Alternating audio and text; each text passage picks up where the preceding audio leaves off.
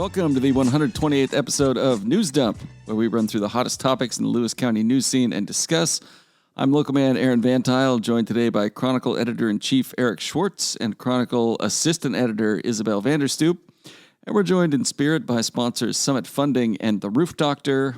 It's Monday, January 23rd, and friends, clams are back.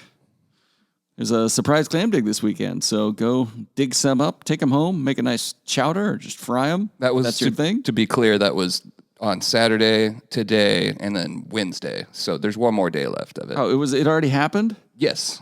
Well, you should really add that to your story. I mean, it has the dates in it. What do you want? But yeah, they announced it on Friday, very last minute. So last minute, I couldn't even get it into the paper. So I just threw something up online.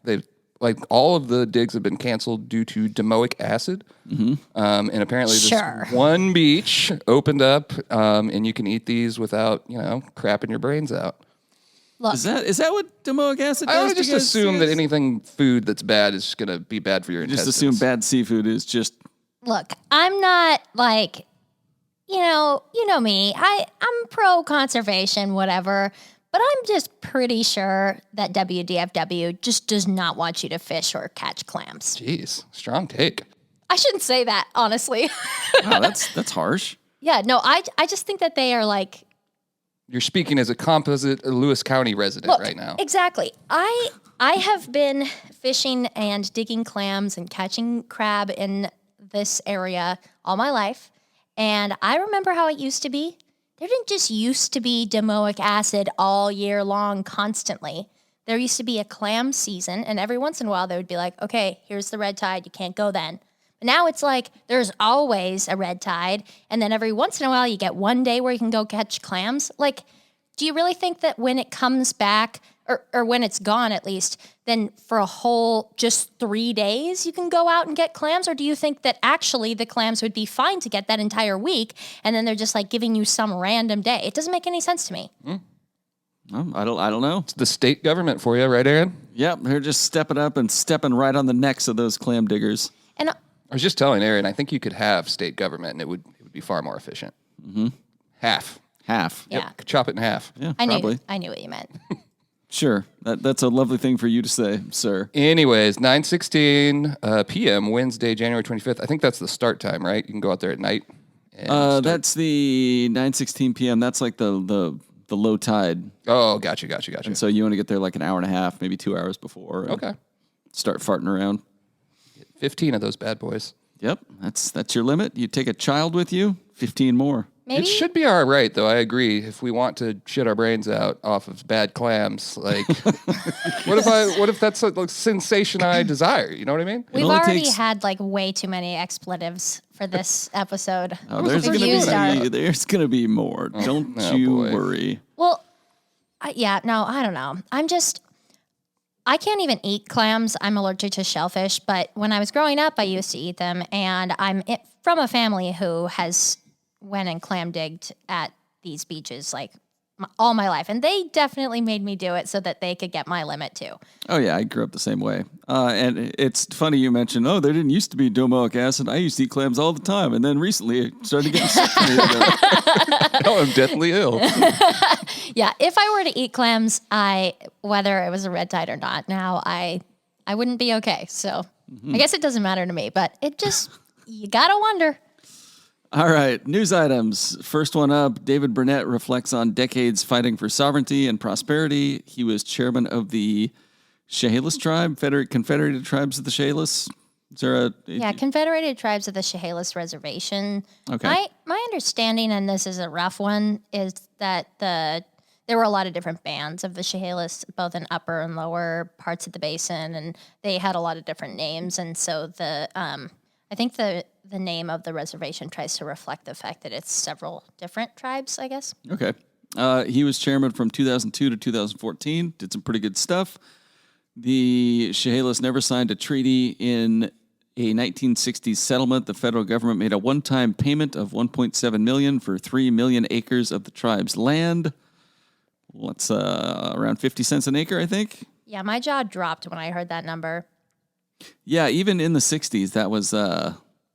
it's bad. Not great. Following the 1995 establishment of the Lucky Eagle Casino, Burnett recalled the tribe was essentially bankrupt, but now, through some responsible financial maneuvering, they run about a dozen businesses and employ about 1,500 people, with Burnett estimating 350 of those are members. You interviewed him, right? Mm-hmm. Was he cool? What's he like? He was very cool. He was definitely shy at first, but by the end of it, I felt like I was starting to understand his sort of what the later chair, Harry Pickernell, called a 7-generation view.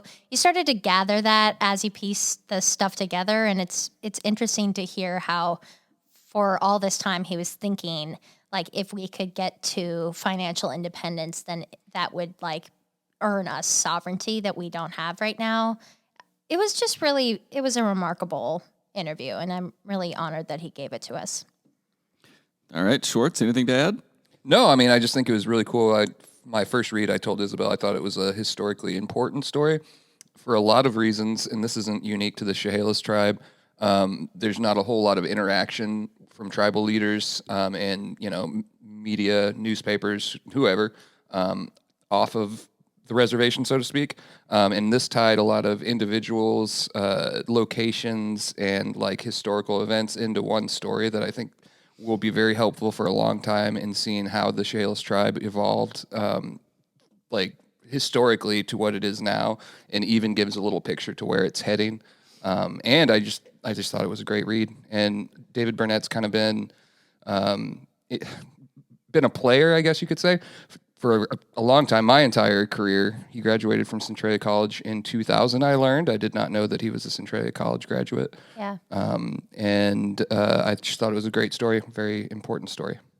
All right, next up. Amid uproar over Tenino's sex offender housing, lawmakers work on bill to prevent similar situations. They're taking sex offenders off of McNeil Island, which is not a bad place for them, and moving them into a contained house somewhere in Tenino with ankle bracelets, and they never get to leave. The people of Tenino are understandably upset because they didn't get nearly as much of a warning as they probably should have. Senator Drew McEwen from Shelton had some takes on the situation. One of his quotes, "This has been in the works for months, yet the neighbors found out about it just 3 weeks before the first sex predator is due to arrive." Another quote, "We're talking about $1 million home with acreage facing a small lake, popular for water skiing practice." And he really makes it sound like this is just a lakeside offensive sex pad where the molesters are going to jet ski to freedom. I'm not sure how accurate that is, but it is still understandable that people would be upset. Yeah, I think that's like the understatement of the century. We're talking about McNeil Island sex offenders. These are the worst of the worst. These are people who finish their sentence, and the psychologists that they talk to, counselors they talk to, have gone on the record to say, you can't let this person out because this person is going to reoffend.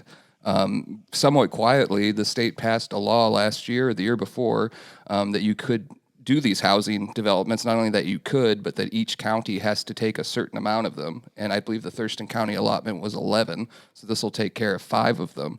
If I lived in the neighborhood, I would be irate. And I had a little taste of this when I bought my house on the Wanch Prairie, because there was, once we moved in, a level 3 sex offender living on my fence line in a trailer. Mm-hmm. And it's not a good feeling, especially if you don't know it's coming. And then all of a sudden you just have to deal with that reality that your safety and your sense of safety, I guess, is going to be a threat forever. You just have to deal with it. And there's law enforcement. I think Sheriff Sanders said he can have 1 deputy for Rochester, Tenino, all of South County pretty much on duty at a time. So if one of them was to escape, I mean, who knows how long they stay on the lam. I think it is one of these rare stories. Like I always say, I don't take a point of view.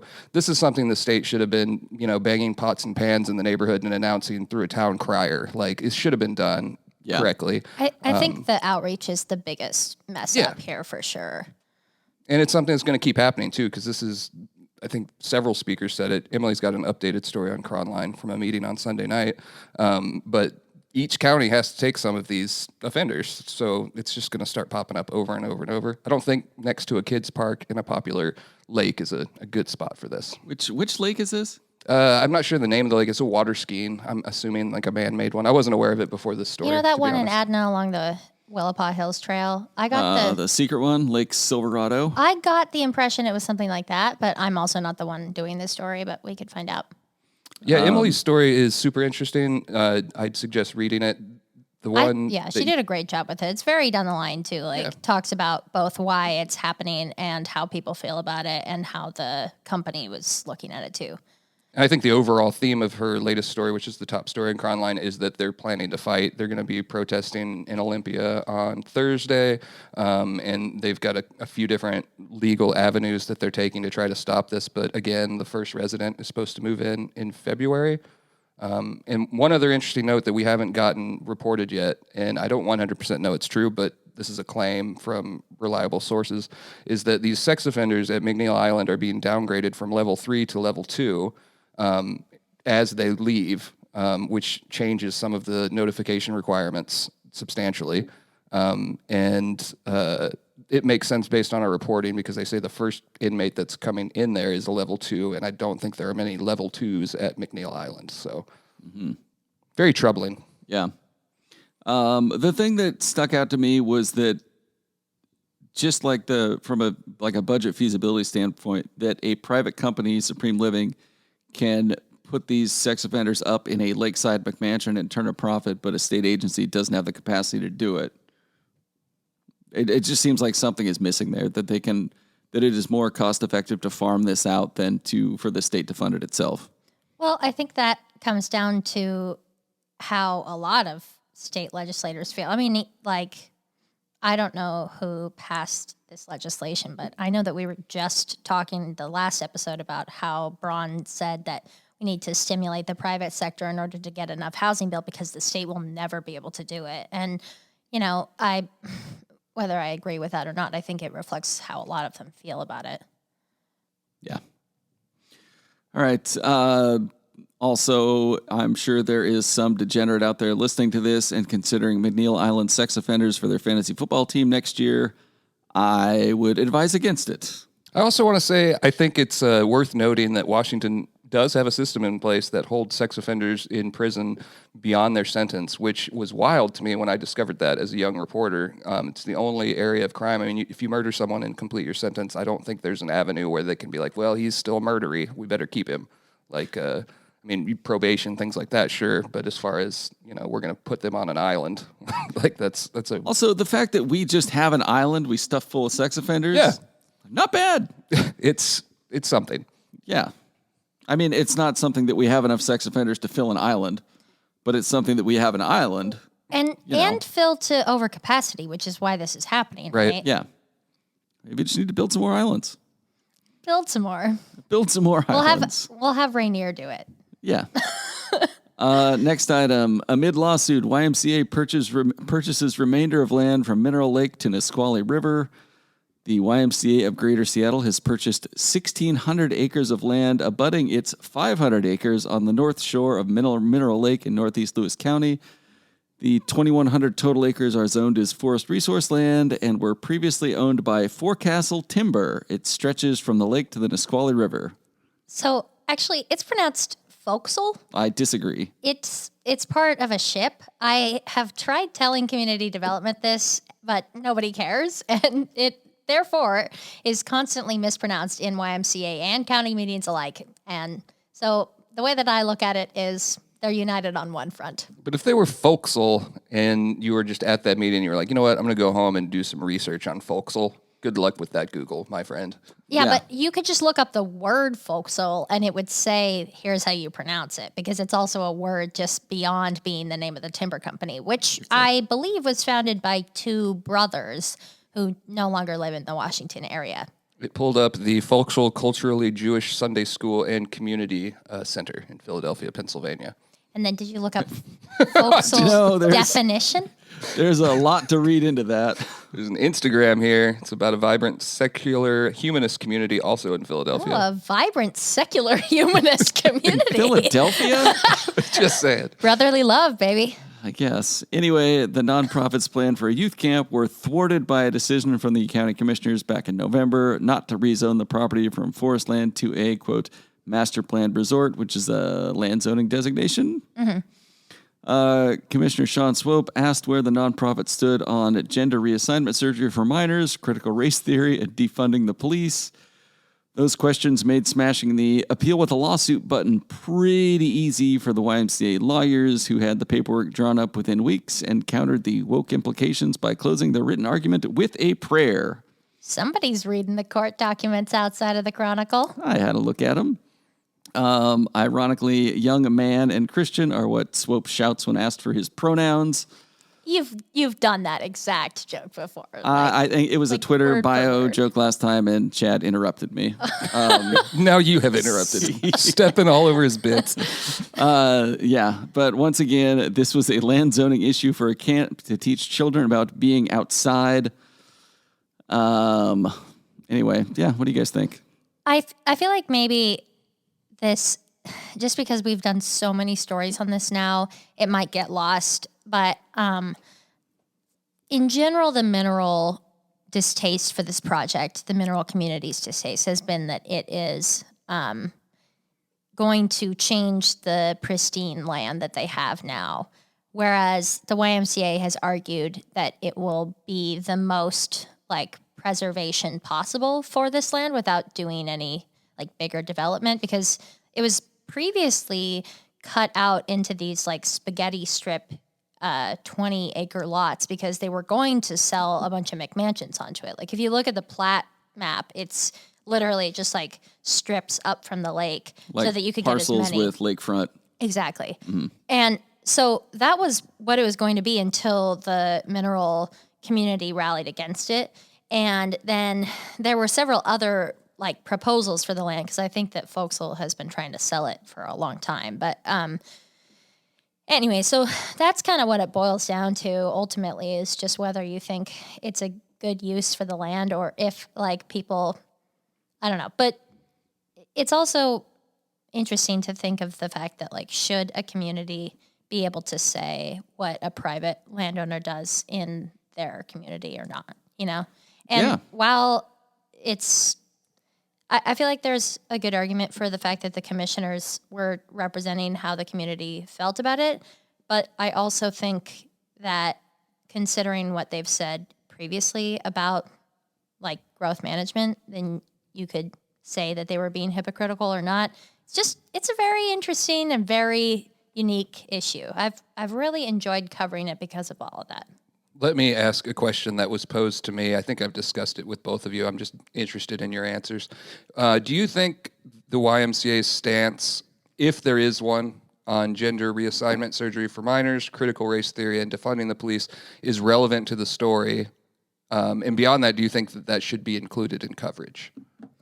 To me, I think that whether Sean Swope's opinions on their stances are valid or invalid, they don't come into the question of whether someone's land should... The legal question. Right. They don't come into the fact... And that's what the YMCA is arguing in its lawsuit, is that these things are irrelevant to the zoning question. And I think ultimately what it should come down to is... is this the best use for this land or not? However, and this is me playing devil's advocate with myself, Sean was like, well, they brought up their education in the public hearing when they said this is why we would be beneficial. So I understand how he could reason that it was already beyond that when he started looking at it. Does that make sense? Yeah. So I think it's a little bit more complicated than yes or no, but I'm trying not to the way that I look at it is, we're reporting on this lawsuit and this is the YMCA's case for that. And not, I should go back and say where, I don't know. From an editing standpoint, it was, for me, it's you get to that point of the story where you're Sean made these comments about those three controversial issues. And then in order to satisfy that, as far as what the stance of the YMCA is, you have to write a pretty substantial chunk because there's not like a statement on their website that I'm aware of that says, here's our opinion on this. You'd have to look for case-by-case examples that show that the greater... Anyways, but you would have to do that work for the YMCA on each of those issues, document it, include it in the story, and then go to the Nisqually tribe and do the same thing because they're a partner in it. Right. And by then, you're writing a completely different story, and it has nothing to do with this legal case. And ultimately, the YMCA is arguing in its lawsuit whether those things should be relevant at all or not. And like, if the Thurston County judges are like, yeah, these things are relevant, then I feel like it would be worth talking about both sides of that and what their stances were. You know what I mean? Sure.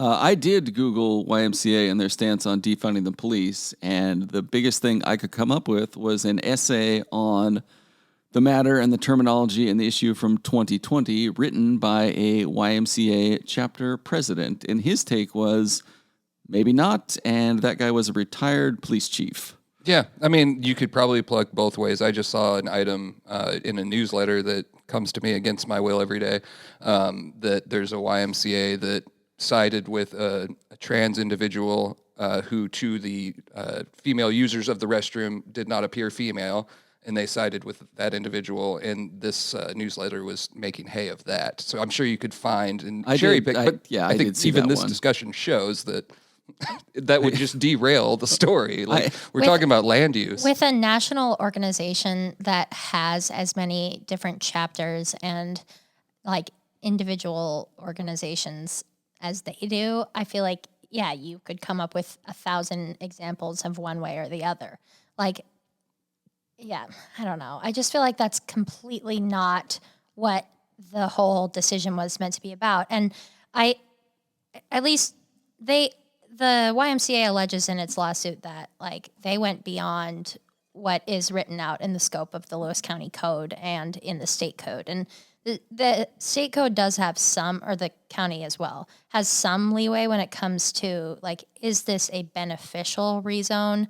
But when you look at previous, like, comprehensive plan stuff for Lewis County, it says that having a master plan resort would be a good thing for the county's, like, tourism and its, like, long-term goals.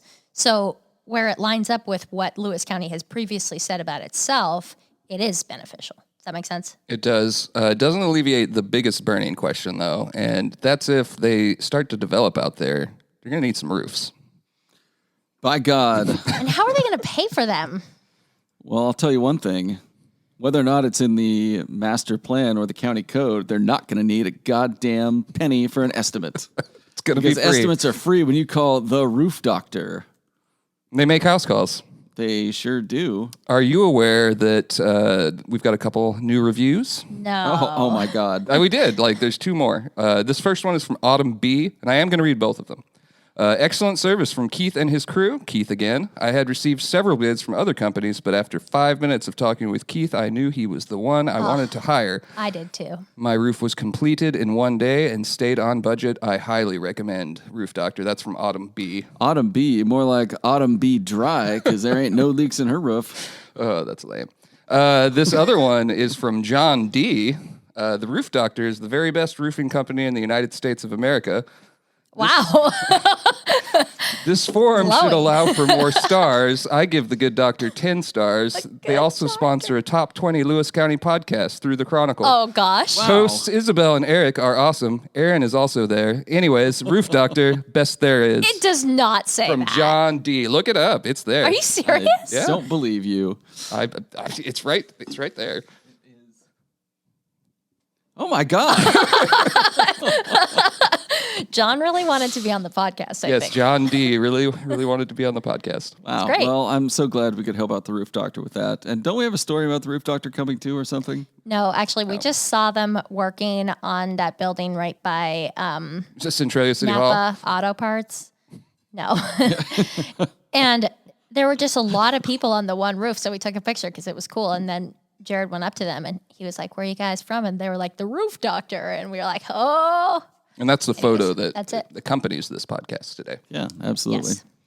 All right. Any other news items you guys want to hit before we take an ad break? I'll do them at the end and what's in the next paper. I like All that. right. I like that section. We'll be right back. Hi, this is Jasek from Summit Funding. Here's what a recent client is saying about us. Hi, this is Chad Taylor. Have you been thinking about purchasing or refinancing your current home? The team at Summit Funding is the best in class. Looking for a conventional FHA, VA, USDA, jumbo, or even a reverse mortgage? Trust the team at Summit Funding. Coralie and I did, and we couldn't be happier. Thank you to all of our past clients. If you have any questions, give us a call at 360-330-4037. All right, we're back. It's time for Tales from the Takes page, a.k.a. the opinion section. And first up, we have an absolutely scathing take from community critic Bo Rupert on mail theft being bad. His headline says, "System should not go easy on Onalaska mail thief." And I have not read this letter, so one of you two can fill me in. I put scathing as like a Scare quotes? yeah, like in a little sarcastic way, because I feel like mail theft is bad isn't like that crazy. Oh, it's theft, yeah. There was like a lot of there was not a lot from the opinion page in the last week, so I was It's a hell of a thing for you to say. trying There's to been a make full sure. page of content every day. Slap Julie in the face. How could you? No, that one is it's Just coming kidding. up in the I'm next just paper. kidding. I I'm thought, just kidding. Yes. and also it hadn't been posted by the time I was going to put this in the notes, but she did have a really good one. Anyways, there was also a bunch of letters from the high schoolers from Centralia, and we will continue publishing those this week. One of them was good. School days should start later. It prompted a letter that was turned in today by a retired professor who agreed with the letter writer and complimented Paige Miles, is the name of the letter writer, on their writing, which I thought was really nice and would probably be really reinforcing to the writer. Yeah, that's awesome. I thought that one was good, yeah. School days should start later. Yeah, all right.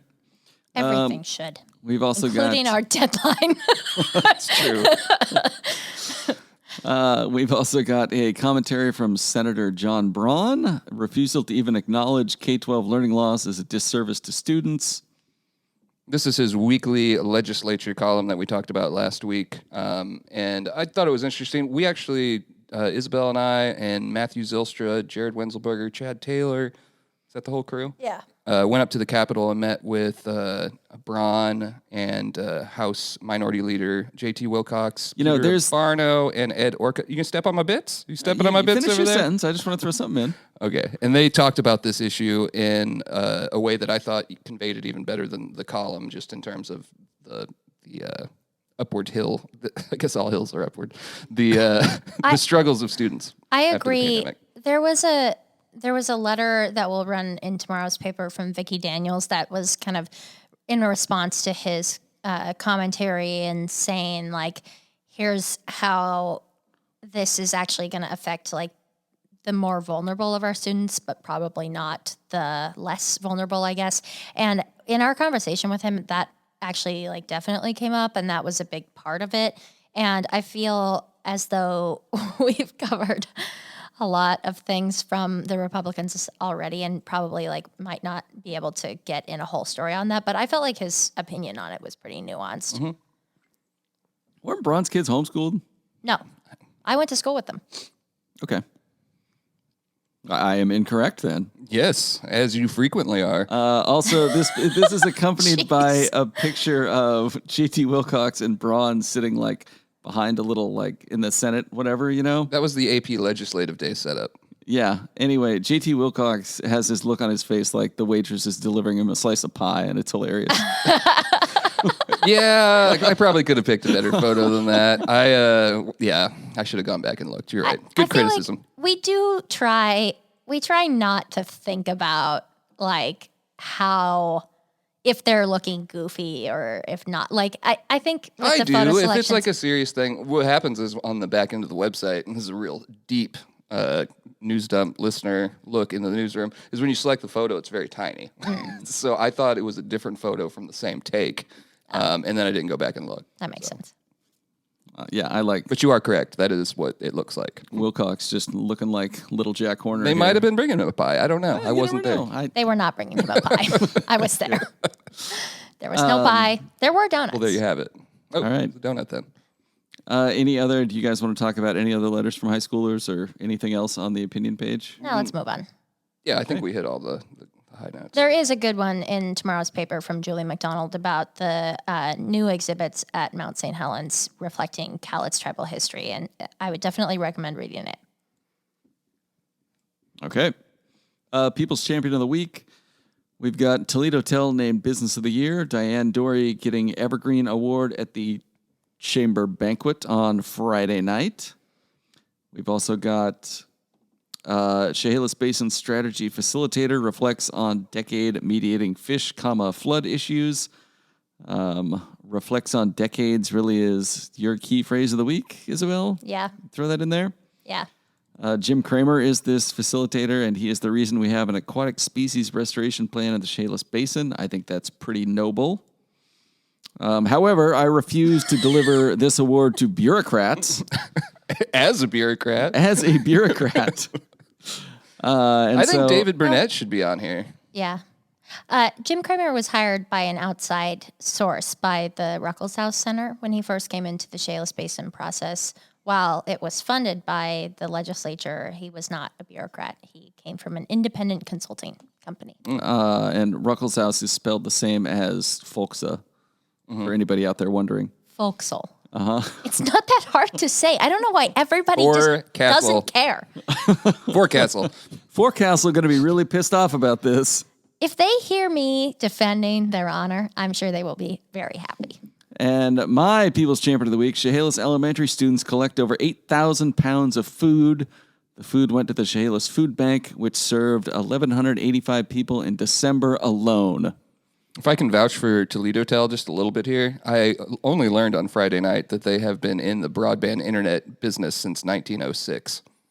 Think about that for a while. There was no How is internet that in true? 1906. Joking. I mean, they were a telephone company back then. They do broadband internet now. But yeah, I didn't know the company was that old. When I they didn't either. said that during the banquet, I was kind of shocked. 1906. Not as old as the Chronicle, 1889, which probably wrote about this startup Toledo business. Spreading internet. bet the Chronicle laying in back wait then- for 90 years. I bet the Chronicle back then was like, who are these guys? Ha! Though you won't be successful. You're going to fail. You'll never be business of the year.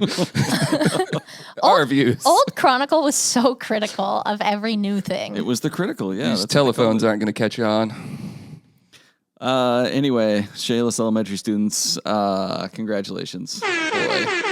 Whatever. It's your Good story. podcast, Aaron. It was. Oh, are you guys like? Oh, actually, geez, you want to trash a food bank? Maybe you should run for county commission while you're at it. Oh, gosh. I No, I my love the vote Chehalis is Food for Bank. David Burnett. That's my vote.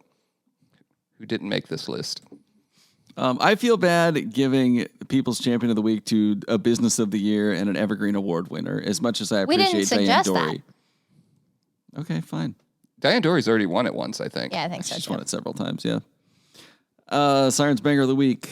Headline, Snacks, an Overdose, and a Bag of Skittles, in quotes, how Green Hill fentanyl bust unfolded. JNet announced on Thursday that it arrested 4 Green Hill inmates. How do you arrest an inmate? You arrest him. You already got him. Like, Cuff him. I'm pretty you sure. march them around the building. Arrest and Aaron. seems toss them like back a in. legal thing. I'm pretty sure these inmates were older than 18, so now I think they are like arrested instead of just being there at the detention center. Does that make sense? they're probably Transitioning from going to students jail. to inmate, which I insist on calling them all inmates. I notice the Olympian calls them students, and maybe I'm cold, but I figure if you're being held against your will in a lockdown situation for crimes, you are an inmate. Yeah, I don't feel like that's cold. I feel like that's just realistic. They get called students and inmates. It's 50-50 depending on who's writing it up. All right. I feel like it also depends on the situation. Like when we did the graduation, that's kind of... That is very true. In that situation, they definitely were students, and we were covering them as One of those in individuals that was capacity. arrested in this bust. Yeah, but Sadly. we were So still then he covering went- them in their capacity as students, so I feel like that's fine.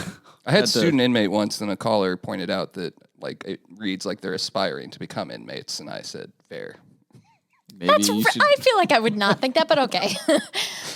Anyway, someone was sneaking drugs in disguised as a big bag of Skittles, which I guess is just shows you that the old tried and true methods of sneaking shit into prison are classics for a reason.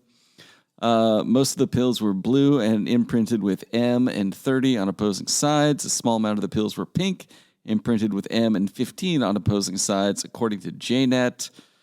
The crack detectives at JNet noticed that Skittles would not have an M on them. That is reserved for M&Ms. Right, that's from the story, right? No. No. Anyway, this got a bunch of people arrested, including the guy dropping off the Skittles. There also a kid. I mean, I don't know if they were a kid, but an inmate he overdosed from this. He was a kid. He was 17. Kid by legal standards. Okay, there you go. Yeah, nearly died, I believe. It's really, yeah. Yeah, that's what the deputy prosecutor said. He nearly died, and that was on November 27th. And we did get a tip about it in the newsroom. The state was very tight-lipped, and now it's clear, or became clear when this story came out, that JNet was working on it, and it would not make any sense for the state to talk with us, which we run into every once in a while. It's an ongoing investigation kind of thing. Yes. I don't know. The one, not frustration, but the early version of the story indicated that this was all JNet, from top to bottom, that closed this up. And I want to give all the props to JNet. They do great work. But this was actually the result of some Green Hill staff that started this and was able to crack the case, so to speak. All right, great. And then we have another Sirens Banger of the week. Isabel, you added this. Would you like to, you want to take the wheel here? I think we've talked about this one before, so I wanted to put it on here as a follow-up. But there's a Centralia woman who was accused of stealing her neighbor's dogs, and she pleaded, as we say, not guilty to felony charges. She's accused of stealing 3 dogs and then lying about it to law enforcement, and then telling them that they were her sister-in-law's dogs, and then the dogs were someplace else, and the neighbor was like, "Where are they?" And the prosecutor said, "You're never going to see your dogs again." It's kind of rude. Yeah. Anyways, she's not being held in jail, I think, just because of the fact that she was able to show up in court during the summons and everything. But yeah, that's just an update. It's still a wild crime to me, and it hits different people in different ways. If you look at the comments, it ranges from, well, he should have been taking care of his dogs, to she should be in jail right now. What is she doing out? It's kind of relates to how you feel about dogs in a lot of ways. Do you really have to? First of all, I think that on its own is a very interesting point, and I think that I've thought a lot about how people think about dogs this year, and it's very odd to me in all accounts. But also, do your dogs really need to be under your supervision all the time? Your to not dog be can disappeared. Yeah, Yeah. your dog can run outside, right? Why? I mean, I'm not saying freely, but if you have them in a fence or whatever, it shouldn't be your fault that somebody goes and steals your dogs. And we did mention it last week, but I still find it super weird that, according to the victim in this case, the owner of the dogs, she was messaging him and asking him if he had found his dogs with crying emojis he would respond no. So it was, that's kind of cruel. It's just very odd to me. You guys ready for a long batch? This is a robust batch. I know. I really got carried away this morning. Do this to us? Are you mentally okay after going through all those? He put 3 pieces in the news section and then did this. Yeah. I got caught up in the social media scrolling. Facebook comments of the week. On a history photo of the Napline basketball team from 1916. Man, you can tell people had it rough back then when the teenagers looked to be in their late 20s and 30s. This commenter's not wrong. I thought that when I pulled the photo to share, and I zoomed in on all their faces, and that's what I thought. It even made me go back to the source, which was our hometowns books, and that's what was in there. So yeah, well, luckily those children put their cigarettes out for the photo. They were off work from the Tono mine. Yeah. On a history photo of the Centralia massacre, a commenter says, "It's truly sad that Washington State history isn't taught in our school anymore. Kids need to learn things about our history, whether it was done the right way or what each individual considers political correct, but the way it truly was done with actual facts. That's why it's called history, my opinion."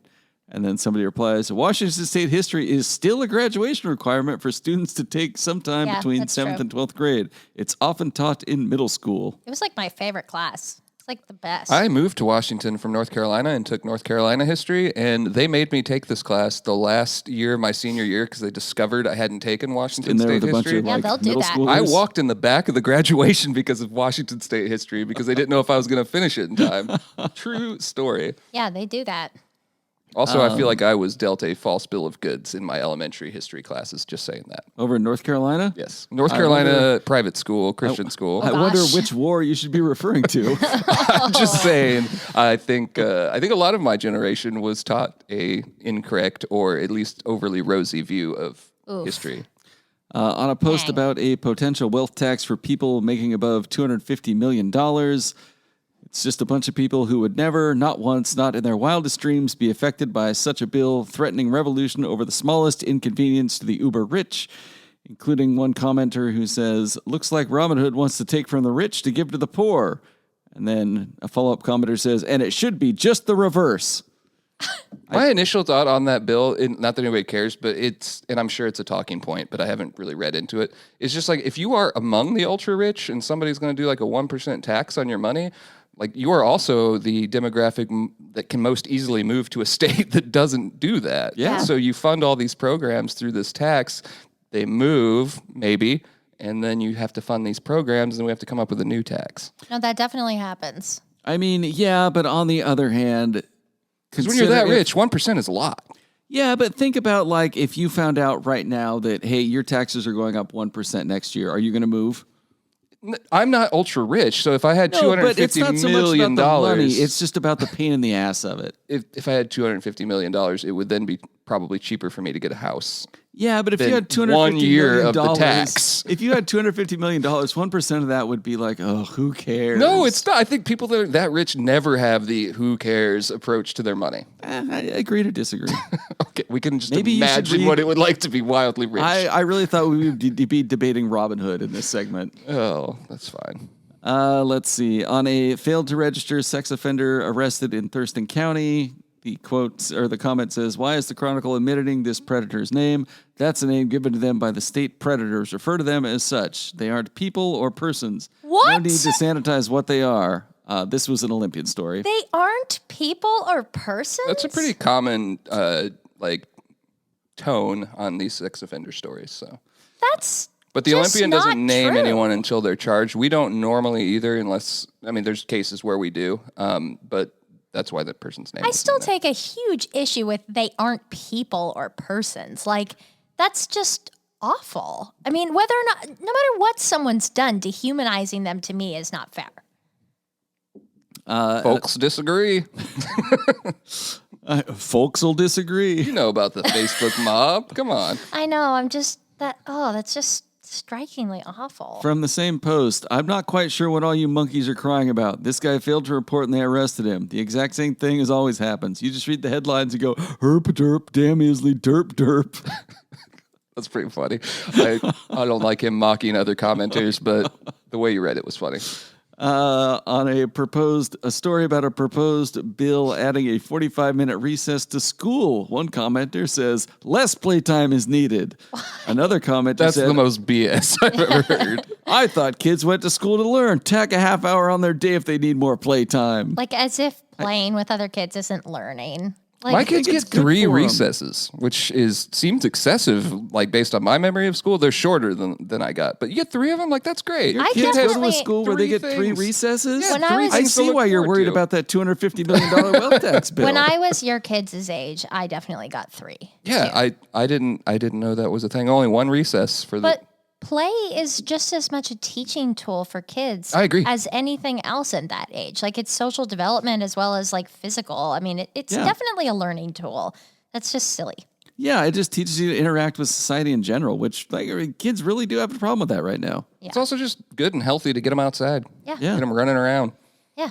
Boot them out Sweat there. them out. On the Green Hill Skittles item, commenter says, must be the same deputies that oversee the junior criminals as the ones who oversee Aaron Christensen murder. Just want to bring in that, once again, we have no developments in the case. I understand that's the point he was making, and I'm not cold to that. I just they busted the fentanyl. Yeah, they So it doesn't really make a whole lot of sense, No. but it's fine.